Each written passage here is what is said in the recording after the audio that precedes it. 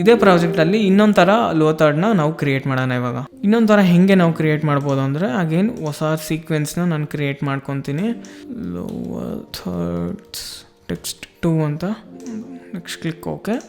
So again ನಾವು ಒಂದು ವಿಡಿಯೋನ ಇಂಪೋರ್ಟ್ ಮಾಡ್ಕೊಳ್ಳೋಣ. ಆಲ್ರೆಡಿ ವಿಡಿಯೋ ಇಂಪೋರ್ಟ್ ಆಗಿದೆ. ಇವಾಗ ಇಲ್ಲಿ ಸೇಮ್ ವೇ ಒಂದು ಟೆಕ್ಸ್ಟ್ನ ಕ್ರಿಯೇಟ್ ಮಾಡೋಣ. ಸುಮನ್ ಹೋಪ್ ಅಂತ ಟೈಪ್ ಮಾಡ್ತೀನಿ. ನೆಕ್ಸ್ಟ್ ಇದನ್ನೇ ಡೂಪ್ಲಿಕೇಟ್ ಮಾಡ್ಕೊಳ್ಳಿ, ಎಡಿಟ್ ಡೂಪ್ಲಿಕೇಟ್. ಇಲ್ಲಿ ಇದನ್ನು ನಾನು ವಿಡಿಯೋ ಎಡಿಟರ್ ಅಂತ ಟೈಪ್ ಮಾಡ್ಕೊತೀನಿ.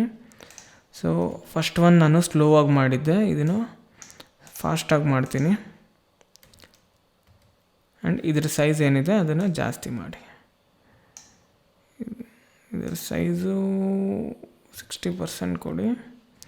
ಸುಮನ್ ಹೋಪ್ ಅನ್ನೋದ್ರ ಸೈಜು 120% ಕೊಡ್ಬೋದು. ಇದನ್ನ ಕೆಳಗಡೆ ಇಡಿ. ಸೊ ಒನ್ಸ್ ನಿಮಗೆ ಆ ಒಂದು ಟೆಕ್ನಿಕ್ ಗೊತ್ತಾಗೋದ್ರೆ ಅಲೈನ್ ಮಾಡೋದು, ಆ್ಯನಿಮೇಟ್ ಮಾಡೋದು, ಒನ್ಸ್ ನಿಮ್ಗೆ ಇದೆಲ್ಲ ಗೊತ್ತಾಗೋದ್ರೆ ನೀವೇ ಮಾಡ್ಕೊಬೋದು. ಸುಮನ್ ಹೋಪ್ದು ಟೆಕ್ಸ್ಟ್ ಸ್ವಲ್ಪ ಕಮ್ಮಿ ಮಾಡ್ತೀನಿ. ವಿಡಿಯೋ ಎಡಿಟರ್ ಅನ್ನೋದನ್ನ ಸ್ವಲ್ಪ ಕಮ್ಮಿ ಮಾಡಿ 40% ಇಡ್ತೀನಿ. ನಿಮ್ಮ ಕೀಬೋರ್ಡ್ ಆ್ಯರೋ ಏನಿದೆ ಅದನ್ನು ಕ್ಲಿಕ್ ಮಾಡಿ ಮೇಲೆ ಕೆಳಗೆ ಮಾಡ್ಕೊಳ್ಳಿ, ಎಲ್ಲಿ ಬೇಕೋ ಅಲ್ಲಿ ಇಟ್ಕೊಳ್ಳಿ.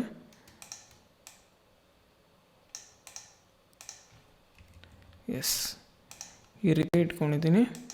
ನೆಕ್ಸ್ಟು ಇವಾಗ ನಾವು ಯಾವ ರೀತಿ ಮಾಡ್ಬೋದು ಅಂತ ಹೇಳಿದ್ರೆ, ಸಾಲಿಡ್ ಲೇಯರ್ನ ಹಾಕ್ಬೋದು. ಸೇಮ್ ಟೆಕ್ನಿಕ್ಕೆ ಸಾಲಿಡ್ ಲೇಯರ್ ಮುಖಾಂತರ ನಾವು ಮಾಡ್ಬೋದು. ಸೊ ಒಂದು ಶೇಪ್ ಲೇಯರ್ನ ಕ್ರಿಯೇಟ್ ಮಾಡೋಣ ಇವಾಗ, ರೆಕ್ಟ್ಯಾಂಗಲ್ ಶೇಪು.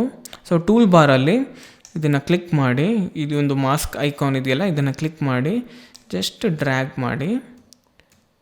ಎಸ್, ನೋಡ್ಬೋದು ನಿಮ್ಮ ಟೆಕ್ಸ್ಟ್ ಸುತ್ತಲೂ ಇದನ್ನು ಡ್ರ್ಯಾಗ್ ಮಾಡ್ಕೊಳ್ಳಿ ಎಷ್ಟು ಬೇಕೋ ಅಷ್ಟು. ಇದನ್ನು ನಾವು ಫಿಲ್ ಮಾಡಬೇಕು. ಫಿಲ್ ಮೇಲೆ ಕ್ಲಿಕ್ ಮಾಡಿ, ಇಲ್ಲಿ ಫಿಲ್ನ ಕ್ಲಿಕ್ ಮಾಡಿ, next click okay. But text ನಮಗೆ ಕಾಣಿಸ್ತಾ ಇಲ್ಲ, ಏನಕ್ಕಂದರೆ ಮೇಲ್ಗಡೆ ಶೇಪ್ ಲೇಯರ್ ಕ್ರಿಯೇಟ್ ಆಗಿದೆ. ಸೊ ಅದಕ್ಕೆ ಹಿಂದಕ್ಕೆ ತೊಗೊಂಡೋಗಿ ಲಾಸ್ಟಿಗೆ ತೊಗೊಂಡೋದ್ರೆ ಟೆಕ್ಸ್ಟು ನಮಗೆ ಕಾಣುತ್ತೆ. ಸೊ ಫಿಲ್ ಕಲರ್ ಏನಿದೆ ಅದನ್ನು ಫಸ್ಟು ಚೇಂಜ್ ಮಾಡೋಣ. ಸೊ ನಾನು ಬ್ಲೂ ಕಲರ್ ಕೊಡ್ತೀನಿ ಅಂದ್ಕೊಳ್ಳಿ. ನೆಕ್ಸ್ಟು ಶೇಪ್ ಲೇಯರ್ದು ಒಂದು ಸ್ಟ್ರೋಕ್ ಅಂತ ಏನಿದೆ, ಬಾರ್ಡರ್ ಇದೆಯಲ್ಲ, ಅದ್ರ ಕಲರ್ ಕೂಡ ನಾವು ಚೇಂಜ್ ಮಾಡ್ಬೋದು. ಅದನ್ನು ನಾನು ವೈಟ್ ಕಲರ್ ಕೊಡ್ತೀನಿ. Next click okay. ಸೊ ಇವಾಗ ಈ ರೀತಿ ಒಂದು ಟೆಕ್ಸ್ಟ್ ಕ್ರಿಯೇಟ್ ಆಗಿದೆ, ಬಟ್ ತುಂಬಾ ದೊಡ್ಡದಾಗಿ ಕಾಣಿಸ್ತಾ ಇದೆ.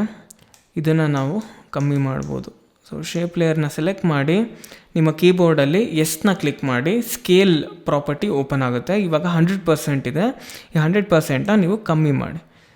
ಸೊ ಇಷ್ಟರಲ್ಲಿ ಇಟ್ಕೊಬೋದು ಅಂತ ಅಂದ್ಕೊಂಡ್ರೆ ಸೆಲೆಕ್ಷನ್ ಟೂಲ್ನ ಸೆಲೆಕ್ಟ್ ಮಾಡಿ. ಎಸ್, ಇವಾಗ ಟೆಕ್ಸ್ಟ್ ಸೈಜ್ನ ಕಮ್ಮಿ ಮಾಡೋಣ. ಟೆಕ್ಸ್ಟನ್ನು ಸೆಲೆಕ್ಟ್ ಮಾಡಿ ಸ್ವಲ್ಪ ಕಮ್ಮಿ ಮಾಡಿ.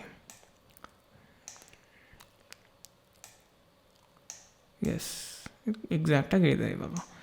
ನೆಕ್ಸ್ಟು ಎಡಿಟರ್ ಅಂತೇನಿದೆ, ಇದಕ್ಕೂ ಕೂಡ ನಾವು ಒಂದು ಶೇಪ್ ಲೇಯರ್ನ ಕ್ರಿಯೇಟ್ ಮಾಡ್ಬೋದು. ಆಲ್ರೆಡಿ ಒಂದು ಶೇಪ್ ಲೇಯರ್ನ ನಾವು ಆಲ್ರೆಡಿ ಕ್ರಿಯೇಟ್ ಮಾಡಿದ್ದೀವಲ್ಲ, ಅದಕ್ಕೆ ನಿಮ್ಮ ಕೀಬೋರ್ಡಲ್ಲಿ Ctrl+D ಕ್ಲಿಕ್ ಮಾಡಿ ಅಗೇನ್ ಶೇಪ್ ಲೇಯರ್ ಇನ್ನೊಂದಾಗುತ್ತೆ. ಅದನ್ನು ತೊಗೊಂಬಂದು ಇಲ್ಲಿ ಕೆಳಗಡೆ ಇಟ್ಟು ಸ್ವಲ್ಪ ಸೈಜ್ ಏನಿದೆ ಅದನ್ನು ಕಮ್ಮಿ ಮಾಡೋಣ. ಸೊ ಈ 4 ಕಾರ್ನರ್ ಏನಿದೆ ಅಲ್ಲಿ ಬಂದ್ಬಿಟ್ಟು ಜಸ್ಟ್ ಡ್ರ್ಯಾಗ್ ಮಾಡುವಾಗ ಶಿಫ್ಟನ್ನು ಹೋಲ್ಡ್ ಮಾಡಿರಿ, ಇಲ್ಲಾಂದರೆ ವರ್ಕ್ ಆಗಲ್ಲ. ಎಸ್, ಆ್ಯಂಡ್ ವಿಡಿಯೋ ಎಡಿಟರ್ ಅಂತೇನಿದೆ ಇದನ್ನು ಕೆಳಗಡೆ ಮಾಡಿ. ಎಕ್ಸಾಕ್ಟಾಗಿ ನಾನು ಬಾಕ್ಸ್ ಒಳಗೆ ಕೂಡಿಸ್ತಾ ಇದ್ದೀನಿ ಅಷ್ಟೇ, ಇನ್ನೇನು ಮಾಡ್ತಾಯಿಲ್ಲ ನಾನು. ಬಟ್ ಈ ವೈಟ್ ಕಲರ್ ಏನಿದೆ ಬಾರ್ಡರು, ಅದು ತುಂಬ ಜಾಸ್ತಿ ಆಗಿದೆ ಪಿಕ್ಸಲ್ಲು. ಸೊ ಇವಾಗ ಆ ಶೇಪ್ ಲೇಯರ್ ಏನಿದೆ ಅದನ್ನು ಸೆಲೆಕ್ಟ್ ಮಾಡಿಬಿಟ್ಟು 6 ಪಿಕ್ಸೆಲ್ ಇದೆ, ಇದನ್ನು ನಾನು ಒಂದು 3 ಪಿಕ್ಸೆಲ್ಗೆ ರೆಡ್ಯೂಸ್ ಮಾಡ್ತೀನಿ. ಅಗೇನ್ ಇನ್ನೊಂದು ಶೇಪ್ ಲೇಯರ್ ಏನಿದೆ ಅದನ್ನು ಸೆಲೆಕ್ಟ್ ಮಾಡಿ ಅದನ್ನು 3%ಗೆ ರೆಡ್ಯೂಸ್ ಮಾಡಿಬಿಡಿ. ಇದಕ್ಕೆ ಒಂದು ಆ್ಯನಿಮೇಷನ್ನ ನಾವು ಕ್ರಿಯೇಟ್ ಮಾಡ್ಬೋದು. ಸೊ ಇವಾಗ ಏನು ಮಾಡ್ಬೋದು ಅಂತ ಹೇಳಿದ್ರೆ, ಇದನ್ನು ಕೂಡ ನಾನು ಲೆಫ್ಟಿಂದ ರೈಟ್ಗೆ ಒಂದು ಆ್ಯನಿಮೇಟ್ ಮಾಡ್ತೀನಿ. ಸೊ ಒಂದು 4 ಸೆಕೆಂಡ್ ಇಟ್ಕೊಳ್ಳಿ ಅಥವಾ 3 ಸೆಕೆಂಡ್ ಇಟ್ಕೊಳ್ಳಿ. 3 ಸೆಕೆಂಡ್ ಅಥವಾ 2.5 ಸೆಕೆಂಡ್ ಇಟ್ಕೊಳ್ಳಿ. 2.5 ಸೆಕೆಂಡಲ್ಲಿ ಫೈನಲ್ ಪೊಸಿಷನ್ನ ಲಾಕ್ ಮಾಡೋಣ. ಶೇಪ್ ಲೇಯರ್ ಆ್ಯಂಡ್ ಇನ್ನೊಂದು ಶೇಪ್ ಲೇಯರ್, ಈ ಅಷ್ಟು ಐಟಮ್ಸ್ ಏನೇನಿದೆ, 2 ಶೇಪ್ ಲೇಯರು 2 ಟೆಕ್ಸ್ಟ್ ಲೇಯರು ಅಷ್ಟೂ ಸೆಲೆಕ್ಟ್ ಮಾಡಿಬಿಟ್ಟು ನಿಮ್ಮ ಕೀಬೋರ್ಡಲ್ಲಿ ಪಿನ ಕ್ಲಿಕ್ ಮಾಡಿ. ಸೊ ಪಿನ ಕ್ಲಿಕ್ ಮಾಡಿದ್ರೆ ಓವರಾಲ್ ಪೊಸಿಷನ್ ಪ್ರಾಪರ್ಟಿ ಓಪನ್ ಆಗುತ್ತೆ. ಇಲ್ಲಿ ಎಲ್ಲನೂ ಸೆಲೆಕ್ಟ್ ಮಾಡಿಕೊಂಡೇ ಎಲ್ಲನೂ ಸೆಲೆಕ್ಟ್ ಆಗಿರಬೇಕು, ಇಲ್ಲಾಂದರೆ ವರ್ಕ್ ಆಗಲ್ಲ. ನೆಕ್ಸ್ಟ್ ಪೊಸಿಷನ್ನ ನೀವು ಕ್ಲಿಕ್ ಮಾಡಿ. ಕ್ಲಿಕ್ ಮಾಡಿದ ತಕ್ಷಣ ಅಷ್ಟಕ್ಕೂ ಒಟ್ಟಿಗೆ ಫೈನಲ್ ಪೊಸಿಷನ್ ಲಾಕ್ ಆಗಿದೆ. ನೆಕ್ಸ್ಟು ಬಿಗಿನಿಂಗಿಗೆ ಹೋಗ್ಬಿಟ್ಟು ಅಷ್ಟೂ ಪೊಸಿಷನ್ನು ಲೆಫ್ಟಿಗೆ ತೊಗೊಂಬಂದ್ಬಿಡಿ.